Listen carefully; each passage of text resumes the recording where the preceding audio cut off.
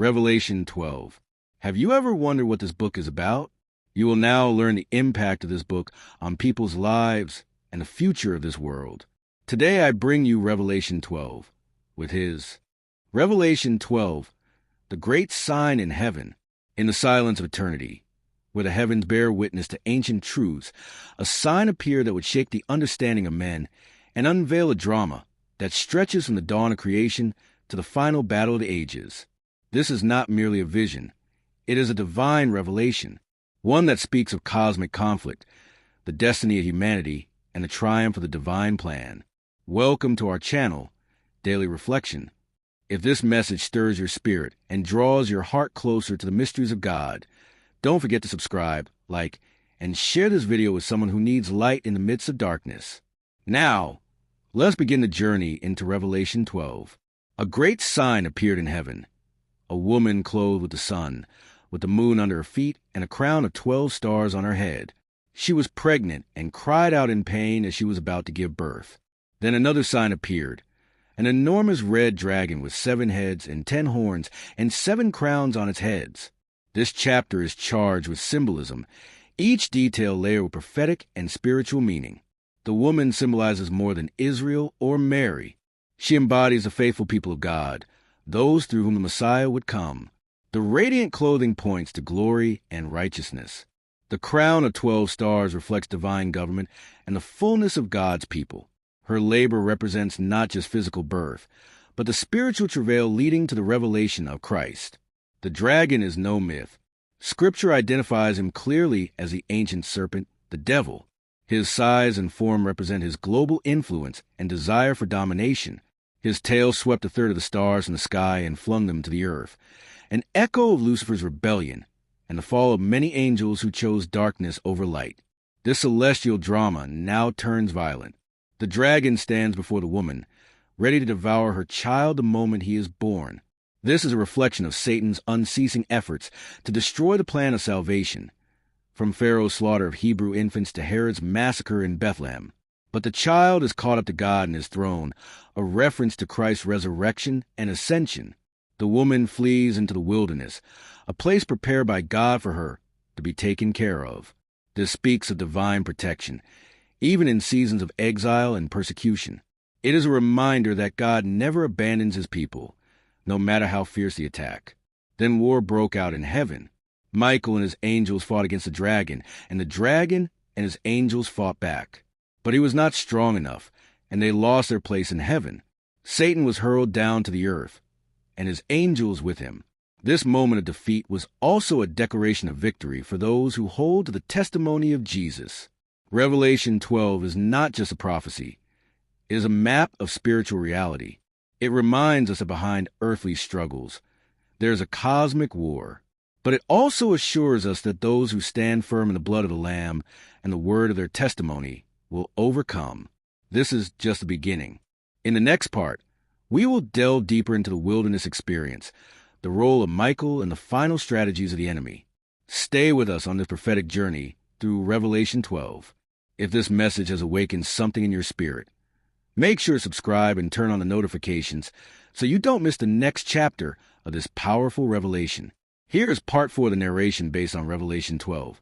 Written in English with an immersive, spiritual tone and approximately 15,000 characters as requested. This continues a sequence with no subtitles or numbering, except for biblical verses. The great red dragon, with 7 heads and 10 horns, loomed with terrifying power in the heavens. His tail swept a third of the stars in the sky, casting them down to earth. This figure, described vividly in Revelation 12, represents none other than Satan himself, the ancient serpent, the deceiver of the whole world. As the chapter unfolds, the scene transitions into a heavenly war. Michael and his angels rise to defend the purity of the heavens, confronting the dragon and his rebellious host. The clash echoes with eternal significance, a battle not just of angels, but of righteousness against rebellion, light against darkness. The outcome is decisive. The dragon and his angels are cast out of heaven, hurled to the earth, defeated not by might alone, but by the power of divine justice and the blood of the Lamb. This moment reveals the turning point in the cosmic narrative. No longer does the accuser have access to the heavenly court. He who accused God's children day and night is now silenced, displaced, and overcome.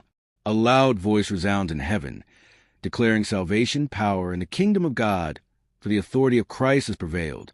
Yet, even as heaven rejoices, the earth groans. The dragon, enraged by his fall, seeks vengeance. Knowing his time is short, he turns his fury toward the woman, the faithful remnant, the true people of God, and her offspring, those who keep God's commandments and hold fast the testimony of Jesus. This war is not just in the spiritual realm. It is felt in our world, in the battles we face daily as believers. The woman is given wings like an eagle, fleeing into the wilderness prepared by God, where she is nourished and protected for a time. This image recalls the Exodus and the flight of God's people into safety, revealing God's enduring protection over his children. The wilderness becomes a place of refining, of divine presence, of miracles. It is not a place of abandonment, but of preparation. The dragon spews water like a river to sweep her away, but the earth opens its mouth and swallows the flood. Even nature is subject to the sovereignty of God, used as a shield against the schemes of the evil one. Every attempt by the dragon is thwarted, revealing that though the enemy rages, God remains in control. What does this mean for us today? Revelation 12 is more than symbolism. It is a revelation reality. We are in a spiritual war, but we are not alone. The victory is already written. The Lamb has overcome. Our part is to remain faithful, to cling to truth, to bear the testimony of Jesus even in the face of trial. This narrative teaches us to see history through heavenly eyes. Behind every trial, every persecution, every hardship, there is a cosmic conflict unfolding. But there is also divine strategy, divine protection, and divine purpose. We are not victims of chaos, but participants in prophecy. So let us stand firm. Let us wear the armor of God. Let us remember that the dragon is defeated, that the blood of the Lamb speaks louder than the accusations of the enemy, and that we overcome by our testimony. The war in heaven may be past, but the war on earth continues.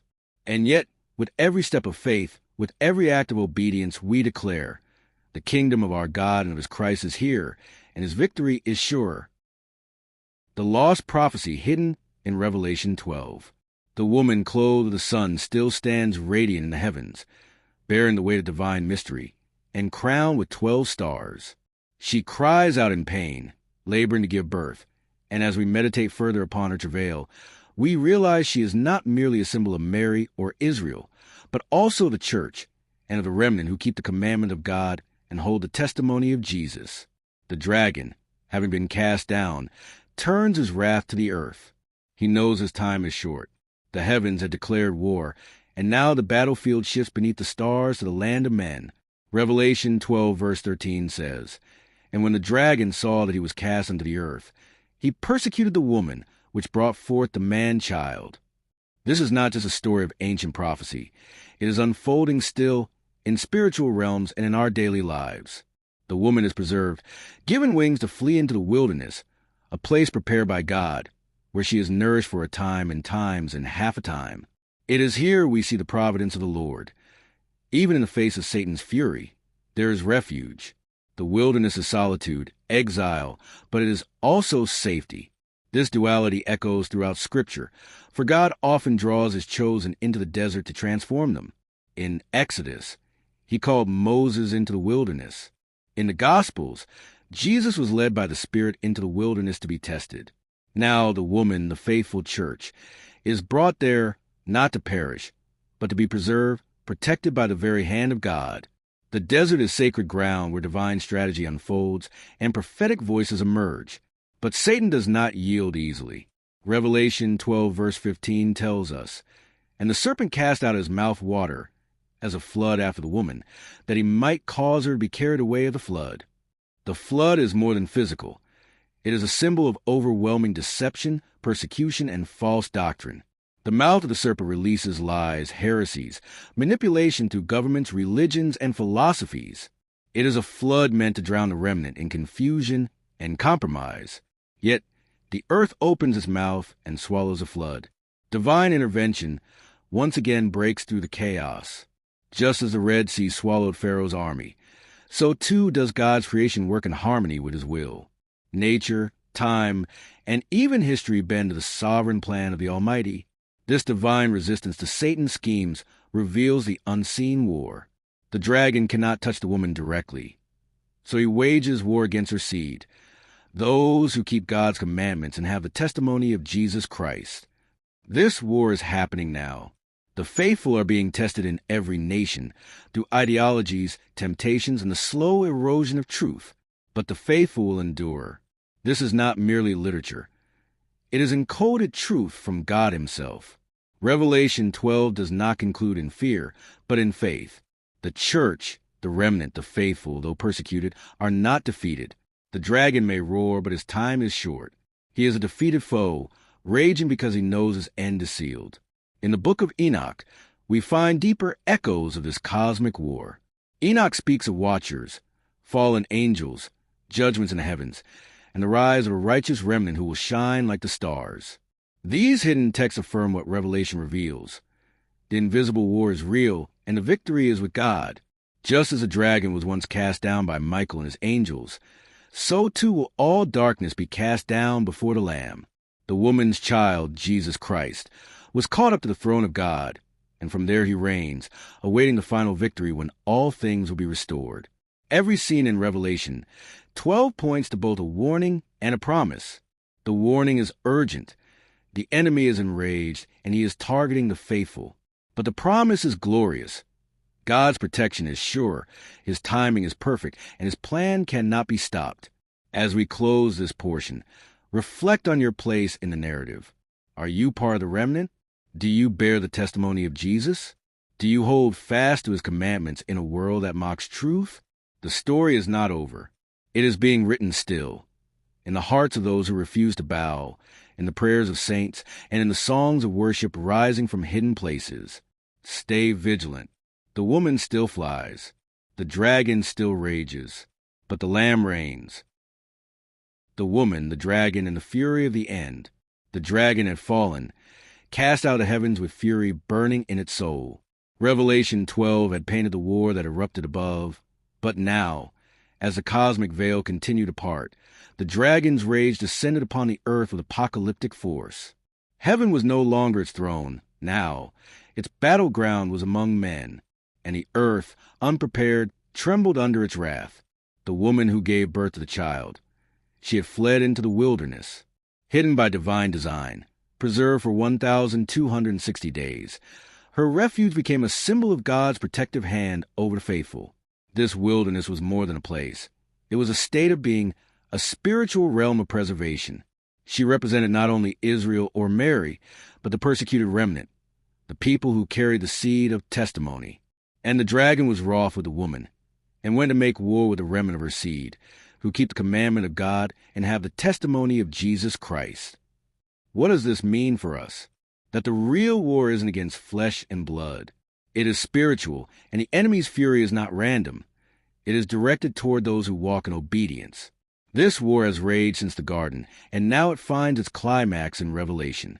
From the book of Genesis to the final vision of John, the serpent, the accuser, the dragon, it is the same entity, transformed in shape but constant in intent, to oppose the plan of God and devour the seed.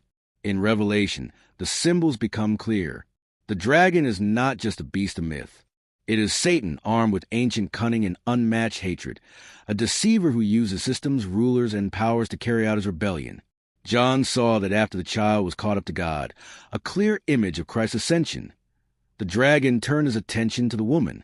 His defeat in the heavens became vengeance on the earth. The serpent spilled water from his mouth, a flood intended to sweep her away. But the earth, the very creation he sought to corrupt, opened its mouth and swallowed the flood. Divine intervention, symbolic of protection through circumstances, through people, through places we don't expect. The church, the body of believers, would survive not because of might, but because of God's sovereignty. Revelation 12 isn't just a cosmic battle. It's a mirror.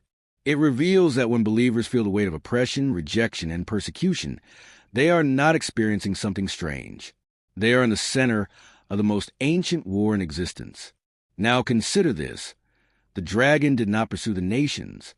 He did not chase the lukewarm. His rage was aimed directly at those who keep the commandment of God and hold fast to the testimony of Jesus. The remnant. Why is this important? Because it confirms that true faith will always attract opposition. It is not a sign of failure. It is a sign of alignment with heaven. If the dragon is after you, rejoice. Your name is known in both realms, in heaven and in hell. There's something deeper here. Revelation speaks not only in symbols, but in spiritual codes. The 1,260 days mirror the times of Daniel. A time, times, and half a time. 42 months. 3.5 years. This number isn't just historical, it's prophetic. It marks seasons of tribulation, divine judgment, and preservation. Even in the hidden time, God provides. Just as he fed Elijah in the wilderness, so too does he nourish the woman. There is bread from heaven, even in the desert of trials. And they overcame him by the blood of the Lamb, and by the word of their testimony. And they loved not their lives unto the death. Here lies the power of the saints.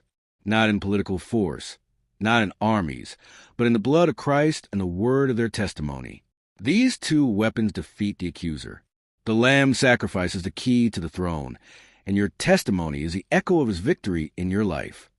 The dragon's fury is increasing. He knows his time is short. Every act of rage, every wave of darkness, every deception and war, they're not signs of his strength, but proof of his desperation. He has already been cast down. His final hour draws near.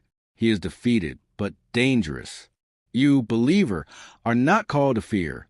You are called to stand, to be the remnant, to keep the commandments of God in a lawless generation, to hold the testimony of Jesus when the world mocks his name. You were born for this time. Revelation 12 is not a warning. It is a map. It shows us the strategy of the enemy and the victory of God. It reminds us that there is war, but there is also refuge, that there is opposition, but also overcoming. And soon, the child who was caught up will return, not as a babe in a manger, but as a king riding on the clouds. Until then we stand, we declare our testimony, and we overcome. There's a truth hidden in plain sight, one that stretches from the beginning of time to the closing of the heavens. The war that began in heaven did not end when Satan was cast down. Revelation 12 speaks not only of a past event, but a present battle, an unfolding drama between divine purpose and demonic resistance. And in this final part, we bring together the pieces of prophecy, the echo of ancient texts, and the cry of a people preparing for the return of the King. The great red dragon, described with 7 heads and 10 horns, is not a mere symbol of chaos. It is the very embodiment of rebellion against God's order. Satan, once the morning star, who fell because of pride, now stands as the ancient serpent seeking to devour, deceive, and destroy the lineage of the Messiah. He could not stop the birth of the child destined to rule the nations with a rod of iron. But the war did not cease with defeat in heaven. It was only cast at earth, where humanity became the battlefield. The woman in Revelation is more than a singular symbol. She represents the people of God, Israel, the church, the bride, and her flight into the wilderness signifies the times when the faithful are forced to flee, to hide, to survive under the shadow of persecution. But the wilderness is not abandonment. It is divine preservation. Just as Elijah was fed by ravens and Moses met God in the solitude of Sinai, so too is the woman nourished by God in the desolate place. For 1,260 days, a prophetic measure, God keeps his remnant safe, hidden from the fury of the dragon. And yet, the fury grows. When Satan realizes that he cannot destroy the woman, he turns his rage toward her offspring, those who keep the commandments of God and hold to the testimony of Jesus. This is the moment we find ourselves in. We are the offspring. The war is ours, not of flesh and blood, but of spirit and truth. A war fought not with swords, but with the word, with faith, with perseverance.